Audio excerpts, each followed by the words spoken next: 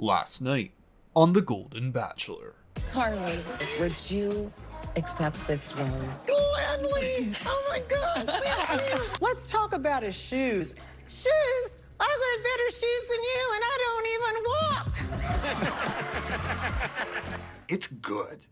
It's just that I wish the puppets would talk more about the alphabet.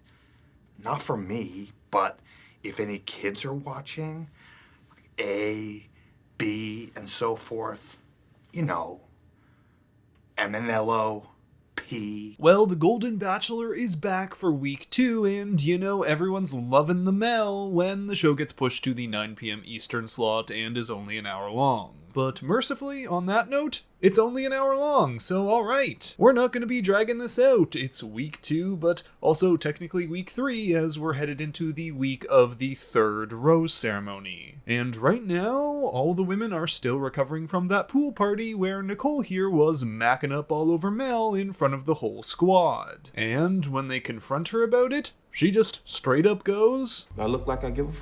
and meanwhile Cindy here is about to crash out about the whole thing. I have some concerns about what I saw at the pool party. I am not okay with Mel trying to explore things with other women. Okay, somebody want to tell Cindy what show she's on? Cause otherwise she's about to have a really upsetting rest of her month. Alright though, the week is about to begin, and here comes the group date card, where the one name not on it is Debbie's, meaning she's getting the one-on-one and some alone time in the mansion while everyone else is headed out on the group date. Where for this one, the ladies are meeting Mel at this performance venue along with comedian Jared Freed, who's going to help the women roast Mel, like they haven't already been doing that for the whole season. I'm a Bachelor super fan, which, yeah, very disappointing for my parents. And listen, I'm 40, which is the age Mel wishes you were. And the funniest jokes are always based a little bit in truth. So the ladies all get to writing their jokes, and this performance is going to be littered with roasts about Mel's podcast comments. Yeah, we heard what you said on that podcast. But don't worry, we know you've never been great at recovering a fumble.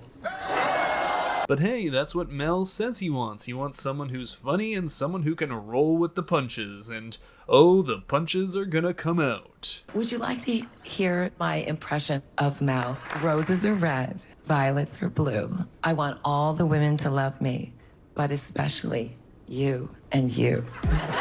And you. But can I check your IDs? But one of the big winners here is Carol, who decides to mostly wing it because, well, she didn't bring her reading glasses and so she can't even see her notes. So she speaks from the heart, which Mel really resonates with, and when you hear what she has to say, you'll understand why. So I heard on the podcast that Mel likes to date 40 to 60-year-olds, right? That's the first thing we have in common. He was looking for a younger woman. We were looking for a rich quarterback. Well, from here, the women one by one go about their roasts, and of course, out of all the women, Mel picks the one who resonated with him the most. Nicole, cause they made out the other day. Meaning these two get to go and have a nice private dinner together. Where, unfortunately for Mel, instead of going in for her 4th kiss, Nicole begins to ask him questions like what happened with his previous marriage. It was more like, it's over. She just, Right. you were sitting down and she just had this conversation. Yeah, with and you. the papers were there. And the papers were there. Yeah. She just like, And really- I'm not fighting it. yeah. Okay, I'll take your word on that one, Mel. I mean, is that how it usually goes? Someone just wakes up one day and decides to get a divorce out of nowhere, just boom, papers on the counter? Not usually, not usually. But I'll take his word, just like I'll take his word that the podcast comments were a mistake and he's definitely ready to be with someone 60 plus. Definitely. But as for Nicole, after hearing all this, well, she's got the answers that she wanted, and hey, she's also getting that 4th kiss as well as a rose. Which means we're now moving on to the one-on-one with Debbie, who's never been married and never had the wedding she's always dreamed about. So who knows, maybe she's just had to wait for Mel. Now these two head out to make a Michelin star meal from Chef Ludo over here, and Debbie says making a meal together can be a sensual experience. I know Mel's feeling it. Look, he's got the very edge of his fingertips on Debbie's hips. So while things are getting hot and steamy over here, mostly because of the cooking equipment, back with the ladies, they're left to cook whatever the Bachelor interns brought over from the gas station around the corner and put in the fridge. That is, until they hear a knock at the door, and no, it's not Jesse Palmer's DoorDash order.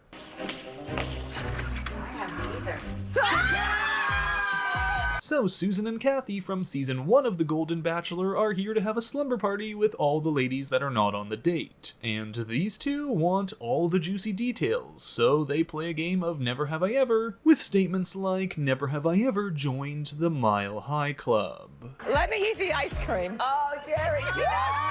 So Jerry's in the Mile High Club? Could you imagine? She reads the Bible every night. Hey, why not? All that means is that she was doing it closer to Jesus. Next, Kathy and Susan start to sit down with each of the women and give them their advice. Like, they tell Carol here, hey, go for it. If you like Mel, be like Nicole. If you want to kiss him, you better kiss him. While Cindy, well, she needs a lot of advice from someone who's been through all this before, because she's really struggling seeing other people spend time with Mel. And I mean, no offense, Mel, but Cindy is spiraling, and I was going, for Mel? For Mel? Like... This guy? Really? I mean, he's about as bland as leads get. This is truly a season that's going to have to be carried by the women. But the more Cindy sees other connections growing with Mel, the deeper she's sinking. So no one tell her that Debbie just got a rose and a big old smooch from Mel on her date while this whole thing was happening. Luckily though, once again, Kathy and Susan are here to help everyone relax a little, as they brought... They gave us a gift, and I don't know what it is. I don't know what it is. I'm still trying to figure it out. No, it can't be a vibrator. Okay, all these ladies are looking at these things like it's the hot dog fingers scene from Everything Everywhere All at Once. Don't tell me y'all don't know what those things are. I mean, Jerry's been in the Mile High Club. She's probably got one in her carry-on. Alright though, now that everyone is a lot more relaxed, we're on to the cocktail party before the rose ceremony. And here, many of the ladies are taking Kathy and Susan's advice. They're going for what they want. Amy here is no longer sitting back, she's pulling a Nicole and getting aggressive. Even kissing Mel the moment he walks in. Which then prompts Cindy to come in with a kiss, and before long, Mel's got the whole house lined up to kiss him before he can even say a word. All the while Nicole is over here going, Hey, that's my bit. Did Susan tell everybody the same thing last night? Well, if you can't beat them, join them. So after 30 minutes of going through the kiss lineup, Mel says it's time to get to know each other more because it's going to be getting down to the nitty-gritty before you know it. And Carol here, she really takes that to heart, so she wants to let Mel know everything she can about her life. You're beautiful. Thank you. So are you. Okay, so far, so good. So right? far, so good. Yeah. Anyway, so... Well, ask, really would. what do you need to Okay. know? What do you need to know? Okay, so... Yeah. Alright, I know she can't really see, but now she can't speak? Oy. Eventually, Carol does get out enough words to tell him about her divorce and her mother's passing before, you know, when all else fails, go in for the kiss. But will it be enough? Same goes for Cindy, who's just trying to focus on connecting with Mel, trying to get personal with him and not think about the other women kissing him, and okay, she's in tears. But for this rose ceremony, 4 women are going home and only Debbie and Nicole can feel safe. Luckily for Cindy, she's not going to have to spiral into madness waiting for her rose as she gets one of the first ones. But as all the rest of them start getting handed out, Carol begins to worry that her word fumbling has turned into her fumbling her chances with Mel. So when the last rose comes out, it's between her, Amy, Monica B, Monica P, and Puppet Master Terry.